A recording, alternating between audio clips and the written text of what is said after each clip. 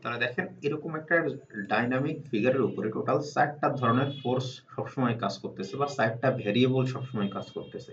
সেই ভেরিয়েবলটা কি কি? প্রথম যেটা বলতেছে এটা হলো পি অফ টি দ্বারা একটা এক্সটার্নাল ফোর্স বোঝানো হচ্ছে, যেটা বাইরে থেকে একটা ফোর্স প্রয়োগ করা হচ্ছে, সেটা হলো পি অফ টি, একটা ডাইনামিক ফোর্স।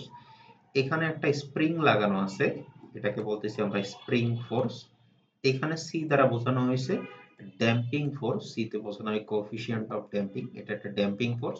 আর চতুর্থ যেটা সেটা হলো এই পুরো সিস্টেমটা নিজের ওয়েট এম দ্বারা যেটা বোঝানো হয়েছে, এই এম ভর, এই এম এর কারণে এখানে নতুন একটা ফোর্স আসে যেটাকে আমরা বলি ইনারশিয়া ফোর্স, যেটাকে এখানে প্রকাশ করা হয়েছে এম ইউ ডাবল প্রাইম দ্বারা। তো এই 4টা ফোর্স বা 4টা ভেরিয়েবল একটা ডাইনামিক সিস্টেমে কাজ করে। সেখান থেকে আমরা যখন ইকুয়েশন বানাইছিলাম, শুধু জেনারেলাইজড ইকুয়েশন যখন বানাইছিলাম, জেনারেলাইজড ইকুয়েশনটা আসছিল এরকম, এই যে inertia force plus damping force plus spring force equal to external force. কেন আসছিল? কারণ দেখেন এই যে ইনারশিয়া ফোর্সটা বাম দিকে কাজ করে, তারপরে ড্যাম্পিং ফোর্সটা বাম দিকে কাজ করে, স্প্রিং ফোর্সটা বাম দিকে কাজ করে, আর এক্সটার্নাল যে ফোর্সটা আছে সেটা ডান দিকে কাজ করে। সেখান থেকে সামেশন অফ এফএক্স করলে খুব সহজেই এই ইকুয়েশনটা আসলে, এটাকে আমরা বলছিলাম জেনারেলাইজড ইকুয়েশন অফ মোশন। এখন এটার উপরে ডিপেন্ড করে যখন আমরা ফ্রি ভাইব্রেশন উইদাউট ড্যাম্পিং পড়ছি, ফ্রি ভাইব্রেশন উইদাউট ড্যাম্পিং যখন পড়ছি, ফ্রি ভাইব্রেশন যেহেতু, ফ্রি ভাইব্রেশন মানে হলো এখানে এক্সটার্নাল কোনো কিছু থাকবে না, তাহলে এটাকে আমরা ক্রস করে দিছি। আর উইদাউট ড্যাম্পিং তার মানে এখানে কোনো ড্যাম্পিংও থাকবে না, এইটাকে আমরা ক্রস করে দিছি। তাহলে আমাদের শুধুমাত্র ছিল স্প্রিং ফোর্স, স্প্রিং ফোর্সটাকে যে কে ইউ দ্বারা প্রকাশ করা হয়, আর তার সাথে ছিল কি তার ইনারশিয়া ফোর্স, নিজের যে ইনারশিয়া ফোর্স যেটাকে এম ইউ ডাবল প্রাইম দ্বারা প্রকাশ করা হয়। এখান থেকে মোটামুটি আমরা এটা ডেরিভেশন পড়ছি এবং প্রবলেমও পড়ছি। আমরা আজকে যেটা পড়বো সেটা হলো ফ্রি ভাইব্রেশন উইথ ড্যাম্পিং, অর্থাৎ এই ক্ষেত্রে দেখেন এই যে 4টা যে ভেরিয়েবল, এখানে ফ্রি ভাইব্রেশন কথাটা যেহেতু বলা আছে, ফ্রি ভাইব্রেশন মানে এইটুকু থাকবে না, কিন্তু এখানে কিন্তু ড্যাম্পিং ফোর্সটা এখানে থাকবে। তো আমরা একটু হ্যান্ড নোট থেকে যদি দেখি, দেখেন হ্যান্ড নোট থেকে এই ক্ষেত্রে ইকুয়েশনটা কেমন হবে। এই ক্ষেত্রে আমাদের এটা ছিল জাস্ট জেনারেলাইজড ইকুয়েশন, এটা ছিল জেনারেলাইজড ইকুয়েশন অফ মোশন। সেখান থেকে যেহেতু ফ্রি ভাইব্রেশন হওয়ার কারণে এক্সটার্নাল যে ডাইনামিক ফোর্স এইটুকু বাদ পড়ে যাবে, বাকি যেটুকু, বাকি অংশটুকু থাকবে। তো বাকি অংশটুকু কিভাবে থাকবে তার আগে আমরা একটু ড্যাম্পিং জিনিসটা কি সেটা একটু শিখে আসি, যেহেতু এখানে ড্যাম্পিং আছে। এর আগে আমরা যেটা পড়লাম ফ্রি ভাইব্রেশন উইদাউট ড্যাম্পিং, সেখানে কোনো ড্যাম্পিং ছিল না। ড্যাম্পিং কথাটার মানে হলো এমন একটা সিস্টেম যেটা আমাদের ভাইব্রেশন বা ডাইনামিক গতিটাকে আস্তে আস্তে কমায় দিতেছে। এখানে সেই কথাটাই লেখা আছে, এই যে process which in which free vibration steadily diminish. Diminish কথাটার মানে হলো যেটা আস্তে আস্তে কমে যায় বা আস্তে আস্তে বন্ধ হয়ে যায়। তাহলে এই একটা স্ট্রাকচারাল সিস্টেমে বা একটা ধরেন একটা বিল্ডিং এর কথা যদি চিন্তা করি, তাহলে সেক্ষেত্রে আসলে সেখানে ড্যাম্পিংটা কিভাবে কাজ করতে পারে। ধরেন আমরা অনেক সময় এটা মানে অনুভব করে থাকি যে আপনার একটা রাস্তার পাশে বাসা বা রেল লাইনের পাশে বাসা, যখন সেখান থেকে কোনো ভেহিকল যাইতেছে বা ট্রেন যাইতেছে, আপনার বিল্ডিংটাও একটু ভাইব্রেট করতেছে। তার মানে কি ওই ট্রেনের কারণ যাওয়ার কারণে আপনার বিল্ডিং এর উপর একটা ভাইব্রেটরি ফোর্স আসতেছে। তো সেই ফোর্সটা কিছুক্ষণ পর আবার থেমেও যায়, জাস্ট গাড়িটা পাস হয়ে গেল সেটা থেমে গেল। এই যে থেমে যায়, এই থেমে যাওয়ার মেকানিজমটা মেনলি ড্যাম্পিংটা প্রোভাইড করে। যদি ওই আপনার বিল্ডিং এর কোথাও কোনো ড্যাম্পিং সিস্টেম কোনো কিছু না থাকতো, তাহলে এই ভাইব্রেশনটা হইতেই থাকতো। তাহলে আসলে ড্যাম্পিংটা কাজ করে কিভাবে? ড্যাম্পিংটা ধরেন আমাদের স্ট্রাকচারাল একটা বিল্ডিং এর মধ্যে ড্যাম্পিংটা থাকে কোথায়? আসলে বিল্ডিং এর মধ্যে আলাদাভাবে কোথাও কোনো ড্যাম্পিং থাকে না। এটার প্রত্যেকটা জয়েন্টই একটা ড্যাম্পার হিসেবে কাজ করে। কারণ আমরা যদি একটা স্টিল বিল্ডিং এর কথা চিন্তা করি, তাহলে যখন ২ টা স্টিল একসাথে কানেকশন করা হয়, যে টেনশন মেম্বারটা ইউজ করা হয়, যে বা যে বোল্ট গুলা ইউজ করা হয়, সেই সমস্ত বোল্ট বা জয়েন্ট গুলা ফ্রিকশনের কারণে আস্তে আস্তে ভাইব্রেশন গুলাকে কমায় দেয়। বা যদি আমরা একটা আরসিসি বিল্ডিং এর কথা চিন্তা করি, আরসিসি বিল্ডিং এর ক্ষেত্রেও যখন ওই ওটার উপরে যখন একটা ভাইব্রেটরি ফোর্স আসে, তখন এই ভাইব্রেশনের মধ্যে একটা ফ্রিকশন চলতে থাকে এবং ফ্রিকশনের কারণে আস্তে আস্তে ভাইব্রেটরি গতিটা কমে যায়। মেইনলি এই বিল্ডিং এর ক্ষেত্রে এই ফ্রিকশনটাই ড্যাম্পার হিসেবে কাজ করে, যেটা আস্তে আস্তে ডাইনামিক গতিটাকে কমায় দেয়। আর যদি আমরা কোনো একটা ব্রিজের কথা চিন্তা করি, বা আমাদের এখানে যে ঢাকার ২ টা মেগা প্রজেক্ট, একটা হলো এক্সপ্রেসওয়ে আর একটা ওই মেট্রো রেল, এখানে দেখবেন উপরে যে স্ল্যাব বা ডেকটা আছে তার নিচে যে গার্ডার বা পিলারটা আছে, এই গার্ডারের নিচে পিলারের এখানে একটা নিওপ্রিন প্যাড দেওয়া হয়, কালো একটা নিওপ্রিন প্যাড দেওয়া হয়। এটা একটা ড্যাম্পিং সিস্টেম, যাতে উপর দিয়ে যেখানে যখন আর কি মেট্রো রেল যাইতেছে বা কোনো গাড়ি যাইতেছে, সেক্ষেত্রে যে ভাইব্রেশনটা আসবে সেটা যাতে পিলারে না যাইতে পারে বা গেলেও খুব কম অ্যামাউন্টে চাইতে পারে, সেজন্য এখানে একটা নিওপ্রিন প্যাড ইউজ করা হয় যেটা সেখানে ড্যাম্পার হিসেবে কাজ করে। এখন আমরা আসি ফ্রি ভাইব্রেশন উইথ ড্যাম্পিং এর ডেরিভেশনে। তো আমাদের এই ফিগারটা যথারীতি দিতে হবে। ফিগারটাতে আমরা যে চারটা জিনিস আছে, এটা হলো ড্যাম্পিং ফোর্স, স্প্রিং ফোর্স, এখানে এম এম বা ভর থাকার কারণে এখানে আসবে ইনার্শিয়া ফোর্স, এফ আই বা ইনার্শিয়া ফোর্স আসবে, এবং এখানে যে এক্সটার্নাল ফোর্স পিটি। যেহেতু ফ্রি ভাইব্রেশন, আমরা আগেই বলতেছি ফ্রি ভাইব্রেশনের ক্ষেত্রে এইটুকু বাদ, তার মানে তিনটা ফোর্স থাকবে, এই একটা ফোর্স থাকবে, এটা থাকবে এবং এটা থাকবে। তো সেটা এখানে লেখা হয়েছে, দেখেন তিনটা ফোর্সে লেখা হয়েছে। ইনার্শিয়া ফোর্স, যেটা ইনার্শিয়া ফোর্সটাকে প্রকাশ করা হয় এম ইউ ডাবল প্রাইম দ্বারা। ড্যাম্পিং ফোর্সটাকে প্রকাশ করা হয় যে F equal to C U prime, এবং স্প্রিং ফোর্স, যেটা স্প্রিং ফোর্সটাকে প্রকাশ করা হয় কে ইউ দ্বারা। আর যেহেতু ফ্রি ভাইব্রেশন পিটি এর ভ্যালু 0, তাহলে এখান থেকে M U double prime plus C U prime plus K U equal to 0। এটা হলো ফ্রি ভাইব্রেশন উইথাউট ড্যাম্পিং এর জেনারেল ইকুয়েশন। এখন এই ইকুয়েশনটা সলিউশন আমাদের বের করতে হবে। সেই সলিউশনটা বের করার জন্য আমরা যখন লাস্ট ডেরিভেশনটা পড়ি, সেক্ষেত্রে আমরা u equal to e to the power lambda t এই ফাংশনটা ধরে নিয়েছিলাম, অ্যাসিউম করে নিয়েছিলাম। তো এখানেও same u equal to e to the power lambda t এই ফাংশনটা ধরে নিলাম। প্রথমে ইউ প্রাইম বা একবার ডেরিভেশন করা হয়েছে, একবার ডিফারেন্সিয়েশন করা হয়েছে। ডিফারেন্সিয়েশন করলে ই টু দি পাওয়ারের কোনো ফাংশন থাকলে সেই ফাংশনটা প্রথমে নিজে আগে সামনে চলে আসে এবং পরের পরবর্তীতে আগের ফাংশনটা সেম থাকে, অপরিবর্তিত থাকে। এটা ডিফারেন্সিয়েশনের নিয়ম। এখানে আসলে কোনো ডাইনামিক্স নাই, এটা জাস্ট নরমাল ম্যাথের ডিফারেন্সিয়েশন। এই রাশিটাকে একবার ডিফারেন্সিয়েশন করলাম, তাহলে এই ল্যামডাটা আগে চলে আসলো, lambda into e to the power lambda t. যদি আরো একবার ডিফারেন্সিয়েশন করি, তাহলে এই ল্যামডাটা আরো একবার সামনে চলে আসবে। তাহলে আগেই অলরেডি একটা ল্যামডা ছিল, আরো একটা ল্যামডা আসলো, দুইটা ল্যামডা গুণ করলে ল্যামডা স্কোয়ার। তাহলে u double prime equal to হয় lambda square e to the power lambda t. এখন এই যে ভ্যালুগুলা, এই তিনটা ভ্যালু আমরা এই ইকুয়েশনে বসাই দিব। তাহলে এম ইউ ডাবল প্রাইম যেখানে ছিল, ইউ ডাবল প্রাইমের জায়গায় এটা বসাবো, যেখানে ইউ প্রাইম ছিল ইউ প্রাইমের জায়গায় এটা বসাবো, এবং যেখানে ইউ ছিল সেখানে এটা বসাবো। জাস্ট এই তিনটা ভ্যালু এই তিনটা জায়গায় বসাই দিব। তো বসাইলে কি আসে দেখেন, এই যে সেটাই বসানো হয়েছে, ইউ ডাবল প্রাইমের জায়গায় এটা বসাইছে, সিঙ্গেল প্রাইমের জায়গায় এখানে বসাইছে, এবং ইউ ইকুয়াল টু আমরা এটা ধরেই নিছিলাম। ধরার পরে এখানে সবগুলোর মধ্যে e to the power lambda t common আছে, সবগুলোর মধ্যে থেকে e to the power lambda t common নেওয়া হয়েছে। তাহলে এখানে থাকে m lambda square plus c lambda plus k equal to 0। Just e to the power lambda t, এটাকে যদি এই পাশে পাঠাই দেয়, তাহলে 0 ভাগ সামথিং করলে সেই ভ্যালুটা 0 এ আসবে। তো ফাইনালি মেইনলি আমাদের এই পার্ট ইকুয়াল টু 0, এই ফাংশনটা আমরা পাই। এখন এই ফাংশনটা কি, এই ফাংশনটা থেকে আমাদের ল্যামডার ভ্যালু কত আসে, সেই ল্যামডার ভ্যালুটা আমাদের এখান থেকে বের করতে হবে। তো এখানে আপনারা যদি মনে করে মনে থাকে, আপনারা জুনিয়র ক্লাসে থাকতে বা জুনিয়র সেমিস্টারে থাকতে দ্বিপদী বিস্তৃতির একটা ইকুয়েশন পড়ছিলেন। সেই ইকুয়েশনটা ছিল a x square plus B x plus c. এরকম একটা ইকুয়েশন পড়ছিলেন, যে ইকুয়েশনটা সলভ করতে হতো। সরি, এটা দ্বিপদী না, এটা হলো বহুপদী বহুপদীর ম্যাথ ছিল আর কি। এই ইকুয়েশনটা সলভ করে এক্স এর ভ্যালু বের করা হতো। মেইনলি এটা করা হতো যখন সেখানে মিডল টার্ম করা যেত না বা মাঝখানের রাশিটাকে ভাঙা যেত না, তখন এই সূত্রটা ইউজ করা হতো। সো এখানে সেই সূত্রটা ইউজ করা হয়েছে। এই X square plus B x plus C, এখানে জাস্ট এক্স এর জায়গায় ল্যামডা চিন্তা করেন, তাহলে এখানে জাস্ট ফর্মুলাটা এমন দাঁড়ায় যে a x square plus B x plus c. এই ফর্মুলাটা সলিউশন যদি আমরা বের করতে চাই, তাহলে যেহেতু ল্যামডার পাওয়ার 2 আছে, এখানে মিললে দুইটা সমাধান পাওয়া যাবে, দুইটা রূপ পাওয়া যাবে। এই জন্য এখানে ল্যামডা 1 ল্যামডা 2 আকারে লেখা আছে। তো ল্যামডা 1 আর ল্যামডা 2 ইকুয়াল টু, ফর্মুলাটা হলো minus b plus minus root over b square minus 4ac divided by twice a. এটা আপনারা জাস্ট ওই বহুপদের ইকুয়েশন, তাছাড়া এখানে অন্য কোনো স্ট্রাকচার নাই, এখানে জাস্ট সিম্পল ম্যাথের যে ইকুয়েশন সেটাই লেখা আছে। তো এখানে যেহেতু বি এর জায়গায় আছে সি, তাহলে মাইনাস সি প্লাস মাইনাস, এখানে সেম ফর্মুলাটা হলো মাইনাস বি প্লাস মাইনাস, এখানে হবে বি স্কোয়ার মাইনাস 4ac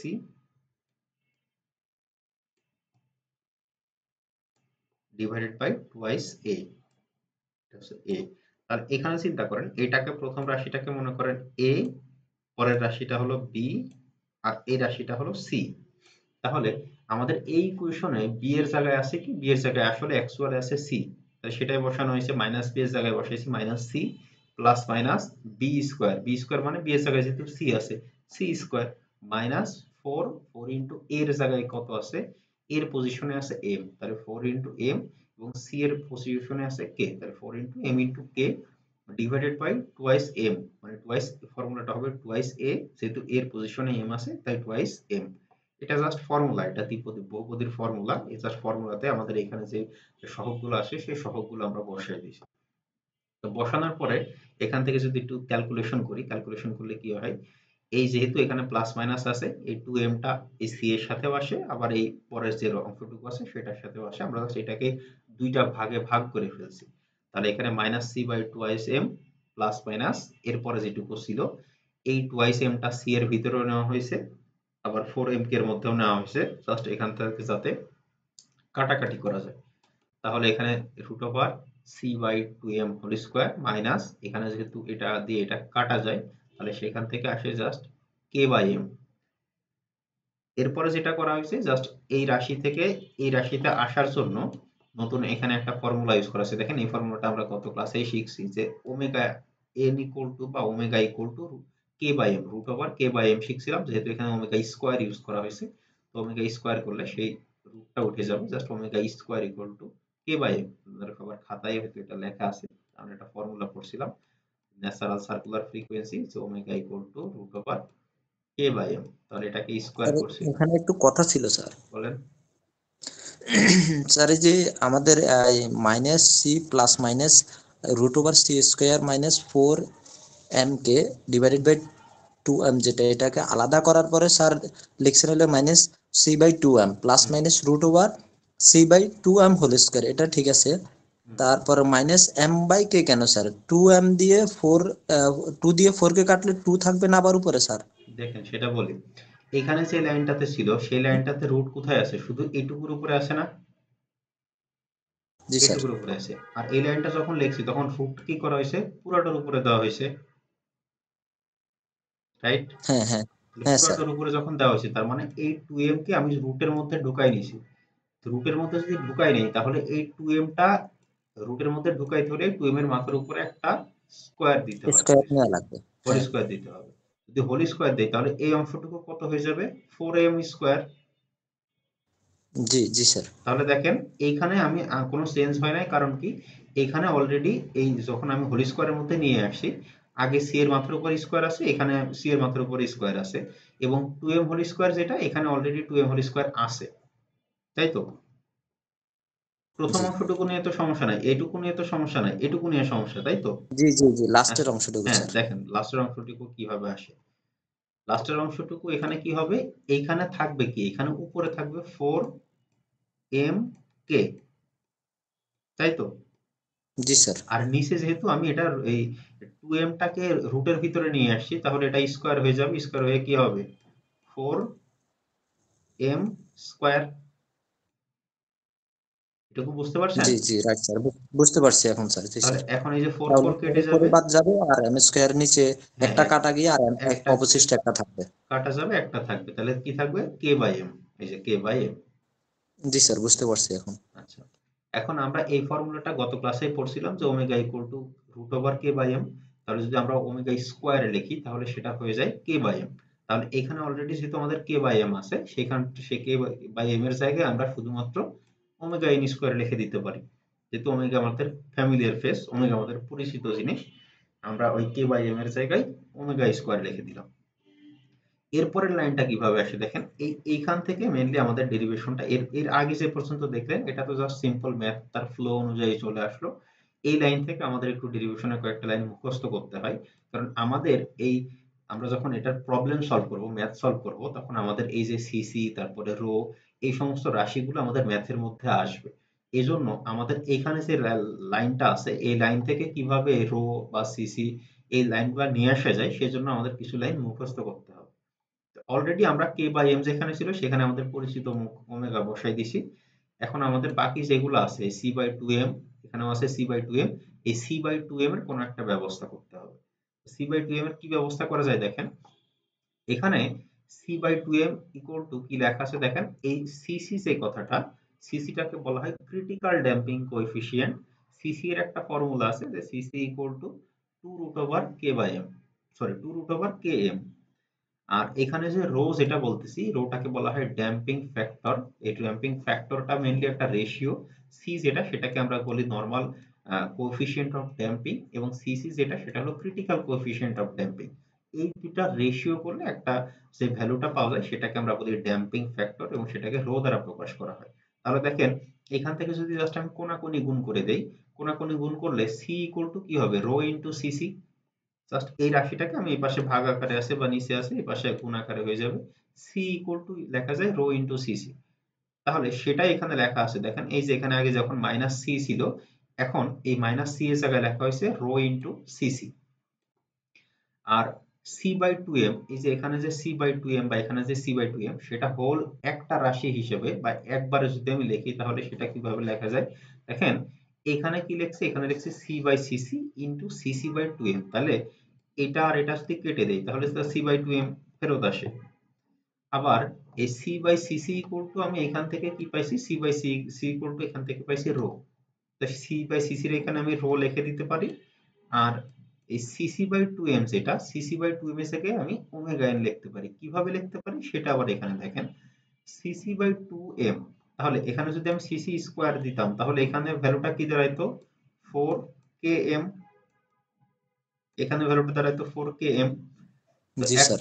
এখন যদি আমি এখান থেকে এই এমটাকে এই 2m এ পাশে পাঠাই দেই, এই সিসির নিচে এখানে তো 4m আছে, তাহলে যদি 2m এ পাশে পাঠাই দেই, তাহলে এখানে কি থাকবে, এখানে এক্সট্রা থাকবে 2, যেহেতু চলে গেছে থাকবে 2, তার সাথে থাকবে কি k, তাই না, 2k, এটাই তো থাকবে। তো দেখেন, যদি ওইভাবে না বুঝেন তাহলে আরেকভাবে বোঝানো যাবে। আচ্ছা দেখেন, এখানে কি করা হয়েছে, এখান থেকে বোঝাই তাহলে এই জিনিসটা সহজ হবে। এই যে ইকুয়েশনটা আছে, এই ইকুয়েশনটা খেয়াল করেন, rho equal to C by CC. তাহলে সি ইকুয়াল টু কি হবে, সি ইকুয়াল টু হবে রো ইন্টু সিসি। তো সেটা এখানে জাস্ট বসাই দিছি, সি এর জায়গায় বসাই দিছি রো ইন্টু সিসি। এখানেও সেম, এখানে যেখানে সি ছিল, সি এর জায়গায় বসাই দিছি রো ইন্টু সিসি। যেহেতু এখানে স্কোয়ার ছিল, তাহলে জাস্ট এটা হয়ে গেছে rho square into cc square. আর নিচে 2m যেটা ছিল, 2m কে স্কোয়ার করলে হয় 4m square minus omega n square, যেটা তো আগেই ছিল। এরপরের লাইনে কি করছি আমরা দেখেন, এরপরের লাইনে আমরা এইখানে করছি কি, রোটা তো আগেই ছিল, CC by two M, CC by two M equal to আমরা লিখছি ওমেগা এন। এটা আপনারা একটা ফর্মুলা হিসেবে মনে রাখেন, যে সেটা আপনাদের জন্য ইজি হবে, যে CC by two M, CC by two M equal to omega N.